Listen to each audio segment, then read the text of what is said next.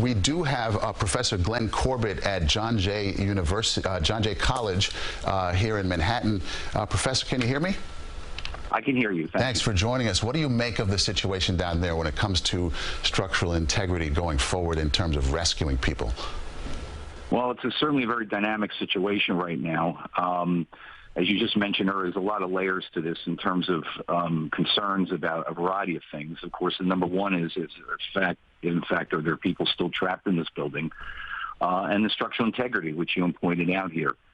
This appears to be an older garage. This is an older part of Manhattan. And, you know, we won't know for a long time exactly what caused this collapse. But it's important right now to assess the structural stability of the building, to figure out which areas potentially where the victims are. There was apparently at least one victim that is missing right now, and what they'll try to do is figure out where that person might be in this pile of debris of cars and concrete floor decks.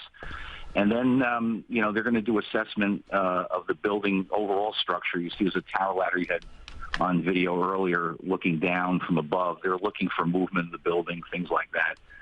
The fire department has experienced this. They've done these collapses before, and they'll have the proper expertise in the ground to just do this as quickly as possible, but, of course, recognizing that this is a dangerous job and it's a dangerous situation. They're just going to try to figure out what's the best way potentially to look for these other victims. And Professor, we're told from the NYPD that several people have been removed with injuries. They say it appears a car in the garage fell through onto the ground floor. Not sure which floor it came from. Front of the building has buckled. It's in danger of collapse onto the street. That's a serious concern right there, and it's not clear whether anybody remains trapped at this moment. But we saw the ladder truck from the FDNY with firefighters in a bucket. Talk about the best way to go at this from their standpoint right now. Well, they have, FDNY has an extensive building collapse unit within the fire department, and they carry a lot of tools and expertise as well. They're going to be looking for, again, the overall stability of this building. They're looking for movement of the building. So, for example, that front wall you mentioned was potentially might come down. They're going to be looking at things like that. So they can figure out, okay, how stable is this building? What additional things might they need to do to stabilize it so they can get inside? But this is going to be a drawn-out effort here. This is not something that the fire department is going to send a lot of folks into initially here. They're going to have to figure out a real good, as sound and as safe possible plan to access the interior here, because this is a multi-layer collapse, so it's not just one area of the building; it's a whole section. That's from the earlier videos. You could see the top level basically collapse down. So this destabilizes this building, as I mentioned earlier, to a great extent, and they just need to make sure that they understand what they're getting into. But they have the technique, they have the technical ability, and they have a lot of specialized equipment to, for example, do shoring, which would stabilize walls that might be in collapse, and that's where your structural engineers that work with the fire department will come in and look at it and figure out what the primary areas of support that are needed to be able to eventually be able to get inside the building. From your experience, Professor, do you feel as though that evacuations are in order here, and is that something that the crews there on scene will be taking a look at? Most certainly. I mean, evacuations of surrounding buildings, no question about it. They'll have removed everyone in the surrounding buildings because this is important.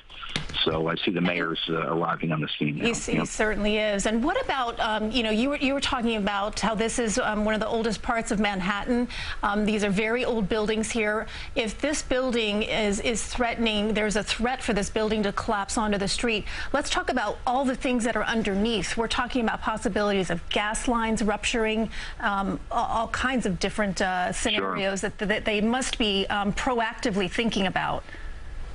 Sure, and you know, in New York City, you've also got, just besides the normal utilities, gas, electric, water, sewer. We also got the subway to deal with, and they'd have to take that into account as well. We don't, you know, as we've seen in previous collapses, where there's a subway line running nearby, of course, they stop those lines because if in fact this building, the remaining portions building collapses, that could endanger people even below ground. So there's a lot to consider here. The incident commander from the fire department has a check-off list to go through all these things and make sure that all these different aspects of it were taken care of. But this is a fluid, dangerous situation right now, because you've got a building that's been destabilized, and potentially the rest of it could go down, or even portions of it could come down. Yeah, our team is digging up as much info as we can as we speak, and we are told by one of our reporters here that the garage dates back to 1925.